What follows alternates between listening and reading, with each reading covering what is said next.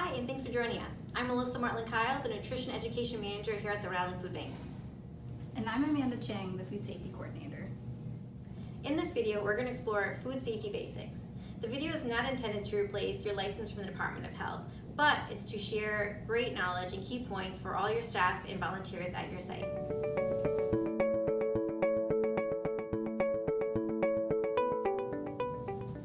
To begin, let's talk about the basic agreement. In the basic agreement that is signed by your agency's executive director and the food bank, there's a food safety section. We've pulled out a few key points in that food safety section that we want to stress about food safety. So let's start by talking about some various ways you can help us prevent foodborne illnesses. First, let's talk about time and temperature abuse. The danger zone is anywhere between 41 degrees Fahrenheit and 135 degrees Fahrenheit. This is the perfect temperature for bacteria to grow in. The least amount of time spent in this zone, the better. In food safety, there is typically a 4-hour window for time and temperature abuse. Because of the nature of food banking, we assume that there is 0 time left over.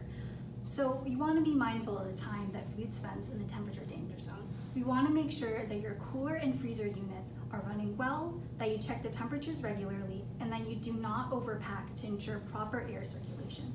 When you're receiving foods from food bank deliveries, make sure to put away perishable foods as soon as possible. When transporting food, again, be sure to keep the temperature danger zone in mind. After picking up food from the grocery store or the food bank, be sure to do these 3 things. First, go straight from the food bank or vendor location to your agency. Remember, the clock is ticking and you need to get perishable foods put away quickly. Second, bring a cooler or freezer blanket when transporting cold foods. And third, keep your vehicle clean and free of other contaminants. Other ways food becomes unsafe include poor personal hygiene, cross-contamination, and poor cleaning and sanitizing. When it comes to poor personal hygiene, hand washing is the #1 way to prevent a foodborne illness. It should take about 20 seconds. You'll need hot and cold running water, soap, a way to dry your hands, a trash can, and a hand washing sign. Remember to wash hands after using the restroom, touching your face or body, handling raw foods, taking out the garbage, sneezing, coughing, using chemicals, eating, smoking, using your cell phone, handling money, and before putting on gloves and beginning to work with food. Gloves are very important, especially when handling ready-to-eat food. Food that it is ready cooked or doesn't need any further cooking like muffins. If you work or volunteer in a kitchen, be mindful of what you're wearing. Make sure you have clean clothes and a clean apron. Make sure your hair is pulled back and it's in a ponytail, or it needs to be in a hairnet or a hat.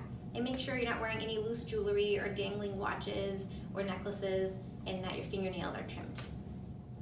Now let's talk cross-contamination. It can happen 3 different ways: biological, chemical, or physical contaminant. Remember these 3 things. Wear gloves when using ready-to-eat food, separate ready-to-eat versus raw food, and remember to keep food off the floor and away from the walls.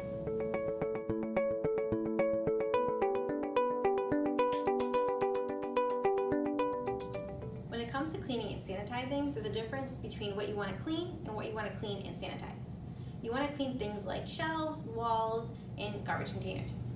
Items you need to clean and sanitize are any food contact surface, such as tables, cutting boards, pots, and utensils. If food, out of its package, is going to come in contact with it, clean and sanitize it. The correct way to clean and sanitize are to 1, clean the surface, 2, rinse it, 3, sanitize, and 4, be sure to let air dry. This is an important step to allow the sanitizer to do its job. Make sure to follow the directions on the label, as each sanitizer needs different lengths of time to work their magic. Next, let's talk about pests. As soon as pests find food and shelter, they will not want to leave. Pests carry many pathogens that can make people very sick, so having a clean operation is very, very important. You need to be able to recognize the signs that pests have made themselves at home at your agency.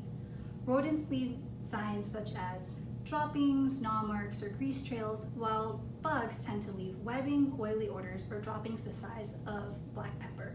Super gross. We want to seal up any cracks and holes in your storage areas, as mice can squeeze through any openings the size of a dime.